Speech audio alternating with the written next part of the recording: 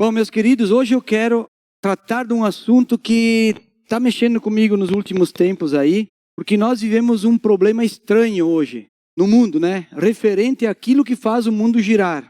Sabe qual é esse problema? O trabalho, a mão de obra, o serviço. Isso é um problema estranho que acontece por falta de pessoas disponíveis, falta de pessoas capazes e principalmente por falta de pessoas comprometidas. Esse é o grande problema. Eu escuto isso quase que todos os dias, porque eu visito empresas. E aonde eu vou nas empresas, eles estão sempre perguntando, tu não conhece alguém para trabalhar em tal lugar? Tu não conhece alguém para fazer tal coisa? Há uma grande necessidade de mão de obra. E todo mundo está precisando de pessoas. O pior, que além de poucas pessoas disponíveis ainda, aqueles que estão disponíveis, o que estão fazendo muitas vezes, só se preocupam com o salário no fim do mês. Pior ainda, né? Que é o que eu ouço reclamar. Como diz Paulo, né? Quem não trabalha, quem não coma. Então, esse é o ensinamento. Mas segundo o IBGE, no Brasil, houve o fechamento de 4 empresas por minuto em 2023. 25% a mais do que no ano de 2022. Sendo que a população mundial hoje ela é de 8,2 bilhões de pessoas. 8,2 bilhões. No ano de 1974, era de menos de 4 bilhões. Ou seja, em apenas 50 anos a população mais que dobrou. Mais de 100% de crescimento. Por outro lado, nunca em toda a história tivemos tanta facilidade de formação, informação, faculdades presenciais, online, cursos profissionalizantes, treinamentos e oportunidades para crescer no trabalho. Basta ter vontade e aproveitar as oportunidades. Concordam com isso? Não é assim que é? Todo trabalho, todo bom trabalhador hoje, ele tem o seu resultado. A consequência desse trabalho sempre é um bom resultado. Mas aonde está o problema então? O problema está na falta. O problema está na falta dos princípios de comprometimento, de honestidade, dos princípios de disciplina e caráter, e na falta de interesse em quase tudo o que se faz. Esses são os princípios que está faltando no ser humano hoje, que foi perdido no meio do caminho e que simplesmente está regredindo a mão de obra na nossa geração. Hoje as coisas são complicadas às vezes entre patrão e empregado. Um praticamente é inimigo do outro. Por quê? Porque o patrão pensa que o empregado não merece ser valorizado. E vou dizer para vocês, muitas vezes ele tem razão. Muitas vezes o patrão tenta, ajuda, dá um benefício, mas não funciona. Então o patrão tem razão. Já por outro lado, o empregado ele só se preocupa com os seus direitos. Ele não se preocupa com as suas obrigações, só com os seus direitos. Mas no passado, essas coisas não eram assim. No passado, o empregado era servo e o patrão era senhor. É isso que a Bíblia nos ensina. Mesmo que fosse comprado como escravo, ele passava a servir e a respeitar o seu senhor. Muitos escravos se tornaram servos e passavam toda a vida na casa do seu senhor. Viviam a vida toda junto com o seu senhor, até mesmo depois de obter a liberdade. Sabe, se você ler lá na Bíblia, vai ter lá que quando um escravo cumpria o tempo de trabalho, o servo, ele tinha a orelha furada, porque ele queria continuar junto com o seu senhor. Então as pessoas viam, opa, esse é um servo livre, porque ele tem a orelha furada. Muitas das passagens na Bíblia falam sobre o servo bom e o servo mau. Muitas parábolas de Jesus, inclusive. Mas qual é a recompensa de cada um?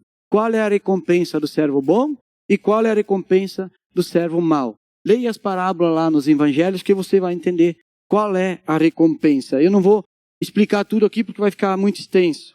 Qual era o propósito então desse ensinamento para nós? Qual era o propósito desse ensinamento para nós? Todo o trabalho, o serviço, a capacidade que Deus colocou em cada um de nós deve refletir a imagem de Cristo. Esse é o ensinamento. Todo o trabalho, o serviço, todo aquilo que nós fazemos, a capacidade que Deus colocou em nós deve refletir a imagem de Cristo. Porém, a humanidade está degringolando, nessa área. Mesmo que no trabalho hoje possa haver grandes motivações, que lá no passado não existiam. Vantagens que hoje tem que naquela época não existia. Por exemplo, um salário mensal, o sustento, um reconhecimento, a realização profissional, fundo de garantia, 13º, férias, multa rescisória, etc. Tudo são privilégios que hoje o empregado, um funcionário tem. Isso deveria fazer com que as pessoas se comprometessem muito mais do que naquela época que eles eram simplesmente servos ou escravos. Sabemos que durante toda a história da humanidade, só para vocês entenderem, o homem sempre teve problema com o caráter. Muitos problemas. Problemas em ser servo bom e fiel. Sempre foi o problema do ser humano. No entanto, algumas gerações ou determinados povos se afastaram totalmente dos princípios de Deus. Se afastaram totalmente. Gerações inteiras foram perdidas, que viraram as costas para Deus. Muitas gerações acabaram virando, ou povos viravam as costas para Deus. Porém, nos dias de hoje, a nossa geração está piorando muito esses valores. Estão piorando em muitos esses valores. O ciclo repete-se novamente. Tem muita gente que abandonou as costas, talvez não para Deus, mas para os princípios de Deus. Esses são os nossos dias. As pessoas não se interessam mais pelas questões principais que formam uma pessoa, que revela um caráter aprovado de um servo bom e fiel. Eu não quero aqui generalizar, tá? Mas a maioria das pessoas não tem compromisso nenhum, não se importam com nada e abandonaram todos os princípios. Por exemplo, o princípio da família, o princípio da educação, da honestidade e do serviço fiel. Esses 4 principalmente são os que foram abandonados. Só que isso está afetando todas as áreas da nossa vida. Todas as áreas. Principalmente o testemunho cristão. Porque os cristãos, queiram ou não, eles são influenciados pelos valores do mundo. Não pelos princípios de Deus, mas pelos valores do mundo. Essa é a influência. Nós percebemos o regredir dessa geração pelo seu comportamento, pelo seu trabalho de má qualidade, muitas vezes, pela falta de educação e pela falta de comprometimento. Nós percebemos uma geração totalmente avessa a essas coisas. Mas veja o que Paulo diz em Romanos capítulo 3. Abre Romanos capítulo 3, nós vamos ler do 9 ao 18. A linguagem NVI, mesmo que vocês vão perceber que algumas palavras, às vezes, na minha Bíblia, que ela é uma NVI mais antiga, às vezes com a atualizada ela dá alguma diferença. Uma palavra que muda, mas o significado é o mesmo. Eu percebi isso domingo passado, quando Ariel estava lendo que lá era uma palavra e ele lia outra na Bíblia dele. Então ali diz assim, Romanos 9, capítulo 3, aliás 3, versículo 9 ao 18. O que concluiremos então? Estamos em posição de vantagem? Não. Já demonstramos que tanto judeus quanto gentios estão debaixo do pecado. Como está escrito, não há nenhum justo, nenhum sequer. Não há ninguém que entenda, ninguém que busque a Deus. Todos se desviaram e tornaram-se juntamente inúteis. Não há ninguém que faça o bem, não há nenhum sequer.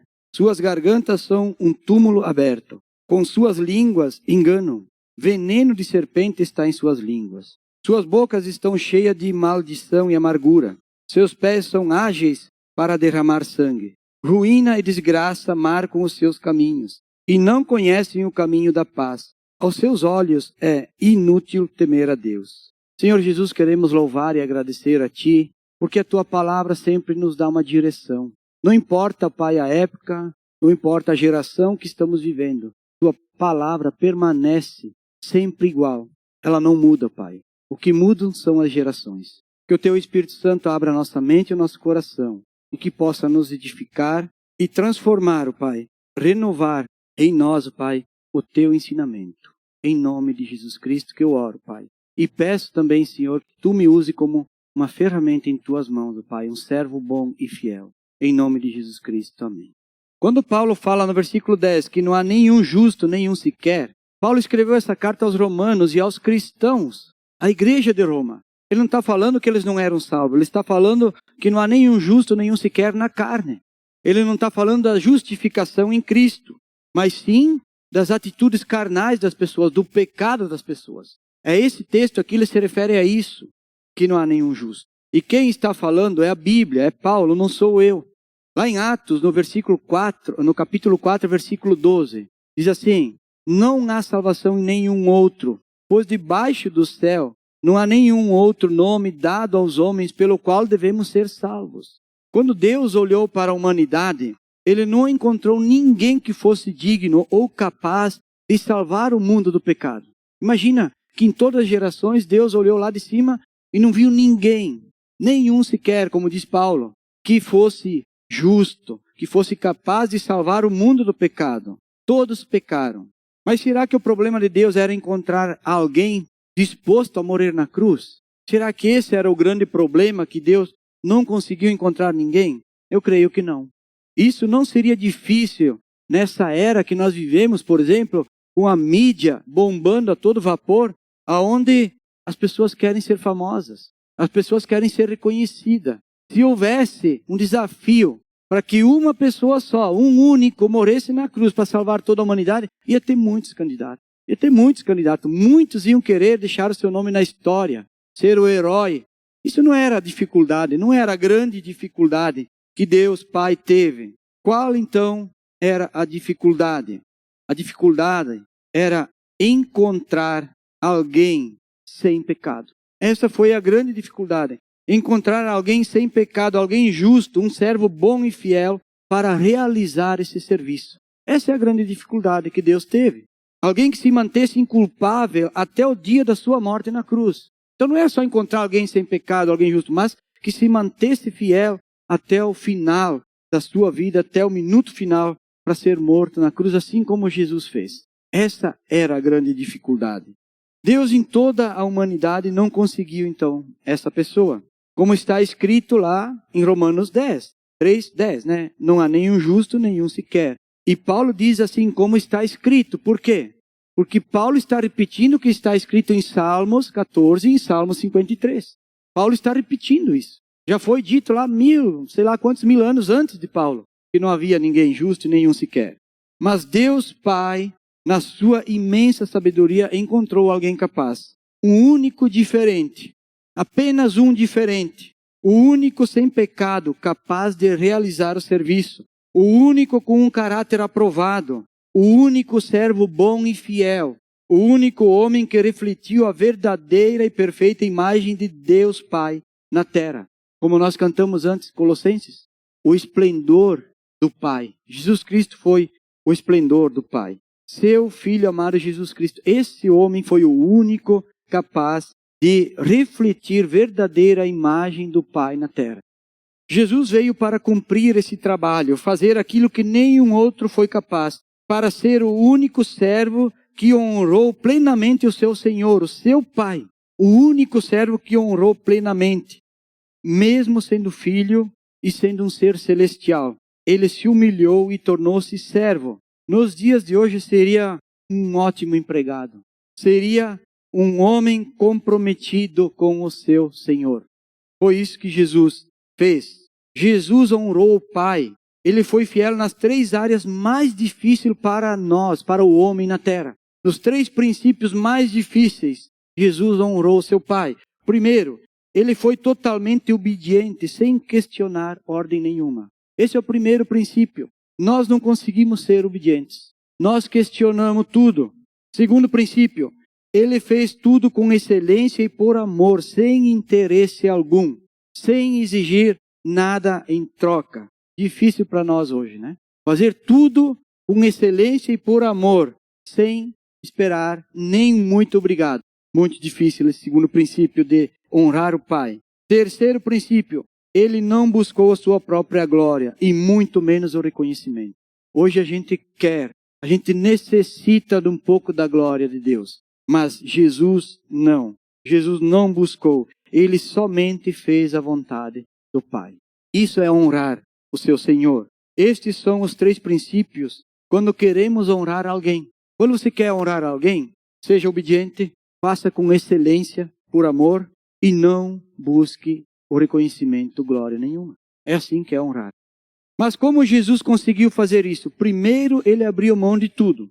Depois, ele se tornou humano. Viveu 33 anos até a sua morte na cruz. Porém, o que fez a diferença para o único servo bom e fiel? Ele viveu a sua vida nos moldes do céu, não da terra. Essa foi a diferença que fez. Jesus viveu a vida dele nos moldes do céu, da palavra de Deus, não nos moldes da terra. Eis a questão. Mesmo em toda a autoridade e poder que o Pai deu para ele tinha toda a autoridade e poder sobre a terra, ele mesmo fala isso, né? Ele nunca quis ser um rei, ele nunca quis ser famoso, importante, mas sim um servo bom e fiel. Ele nunca quis ser visto, ser uma pessoa admirada. Mas por que Jesus fez tudo isso? Essa é a pergunta. Qual era a recompensa? Qual era a motivação? Aliás, responda aí para você mesmo. Responda para si mesmo. Você abriria mão do melhor trabalho e do melhor reconhecimento, da melhor recompensa? Você abriria mão da melhor posição diante do seu Senhor? Ou seja, depois do meu Senhor sou eu. Sou o mais importante. Sou o número 2. Né? Meu Senhor e eu sou o número 2. Ou se eu deixar o meu Senhor simplesmente como Senhor, eu sou o número 1 depois dele. Você abriria mão da melhor segurança e proteção? Vai pensando aí contigo mesmo. Você abriria mão do lugar mais lindo que olho nenhum jamais viu. É o que a Bíblia diz. O lugar mais lindo, impensável. Você abriria mão da melhor qualidade de vida? Você abriria mão da plenitude de paz e alegria? Imagina eu viver uma vida toda com paz e alegria, esbanjando, sorridente, né? Levitando. Você abriria mão disso? Jesus abriu mão de tudo isso. Jesus abriu mão de tudo isso. A única coisa que ele não abriu mão foi do amor do Pai. A única coisa que Jesus não abriu mão foi do amor do Pai. Em todo o restante ele abriu mão. E não só isso, mas ainda sujeitou-se a viver apenas como um mortal, como nós. Imagina um ser celestial com todas essas coisas e muito mais, podia fazer uma lista aqui com muito mais itens, se tornar simplesmente um mortal, como nós. Então Jesus, como exemplo de bom servo, cumpriu aquilo que lhe fora pedido, realizou o melhor trabalho, o melhor serviço, comprometeu-se plenamente até o último instante, até o minuto final da sua vida, a morte na cruz. Isso foi o servo Jesus. E quanto a nós? E quanto a mim? Deixe-me fazer outra pergunta. Do que você abriria mão? Hoje, pense aí contigo no seu dia a dia, do que você abriria mão? Sendo que a única recompensa que você receberia seria o amor do Pai. Veja bem, você vai abrir mão, mas você só vai receber em troca o amor de Deus, o amor do Pai. Abre a Bíblia em Mateus, capítulo 9. Vamos ler do 35 ao 38. Aí diz assim, Mateus 9, 35. Jesus ia passando por todas as cidades e povoados, ensinando nas sinagogas, pregando as boas novas do reino e curando todas as enfermidades e doenças. Ao ver as multidões, teve compaixão delas, porque estavam aflitas e desamparadas como ovelhas sem pastor. Então disse aos seus discípulos, a colheita é grande, mas os trabalhadores são poucos. Peçam, pois, ao Senhor da colheita que envie mais trabalhadores para a sua colheita. Acho que ali fala seara, não, colheita, aí está certo. Em outra linguagem vai falar seara. Então Jesus viu que as pessoas estavam necessitadas, que precisavam ouvir da boa nova, que precisavam ser ensinadas. E é sobre o servir ao próximo, é quanto ao amor ao próximo, que Jesus nos ensina a ser um servo fiel. É quanto a isso. Jesus disse aos seus discípulos, peçam mais trabalhadores, pois o serviço, o trabalho, a demanda é enorme. Cada vez está aumentando mais. Basta olhar para a humanidade em crescimento, em multiplicação. E o descaso de interesse em buscar a Deus. Sabe, eu podia resumir aqui assim, hoje 2 puxa a carroça e 10 vai sentado em cima. Vocês já conhecem essa expressão. Poucas pessoas estão preocupadas em fazer a sua parte, fazer o melhor serviço, servir a Deus e ao próximo. Poucas pessoas. Jesus teve compaixão delas porque estavam aflitas e desamparadas. Gente, o que a gente vê de pessoas desamparadas hoje, sem direção, perdidas nesse mundo. Pensam que estão na luz, mas não, elas estão na escuridão. Se você começa a ouvir o problema das pessoas, você pode ir em qualquer lugar. Você pode ir sentar numa praça e ouvir uma pessoa, você pode ir numa fila e ouvir uma pessoa, você pode ir num restaurante. Todo mundo tem um problema e todo mundo tem uma história triste e elas não têm a solução. Por quê? Porque elas não conhecem a Cristo. E os poucos servos disponíveis estão ocupados demais. Estão puxando a carroça com uma montoeira em cima. E aí a pergunta de novo para nós. E eu? E você? O que pensa? O que pensa? Para nós concluirmos, hoje, por causa da decadência humana, do mundo moderno, muitos cristãos estão levando uma vida medíocre, sem comprometimento, sem nenhum interesse pelo trabalho do Senhor e com o serviço do Evangelho. Essa é a realidade. Essa é a realidade. Mesmo aqueles que recebem um salário para servir, tem gente que é pago para servir, mesmo assim dão um péssimo testemunho, são maus exemplos. Em muitos casos são mau exemplo. Por que esse grande descaso com a igreja? Por que esta falta de comprometimento? Por quê? O que está acontecendo? É por causa do mau testemunho dos cristãos. É por causa do mau testemunho. Se você for falar com uma pessoa, cobrar alguma coisa dela, ela vai dizer que não, mas tu é evangélico, tu é cristão, mas fulano e tal fez isso, fulano e tal fez aquilo. Cada um vai argumentar uma coisa errada dos cristãos. E com razão, com muita razão. Mas sabem por que isso? Porque muitos não valorizam a obra de Cristo. Muitos não entenderam o sacrifício de Cristo. A maioria não entendeu que esta obra se estende através de nós. A obra de Cristo se estende através de você, através de mim. Ela se estende através de nós. Não é que Ele fez a obra e acabou e nós só temos que ficar felizes e agradecer. Não, a obra se estende através de nós. Por isso que nós precisamos ser servos bons e fiéis. Ela não só se estende através de nós, como ela continua através de nós. Ela continua para as próximas gerações. Então ela se estende através de mim, mas ela continua através do meu filho e futuramente nas próximas gerações, se eu tiver neto ou netas. É assim que funciona.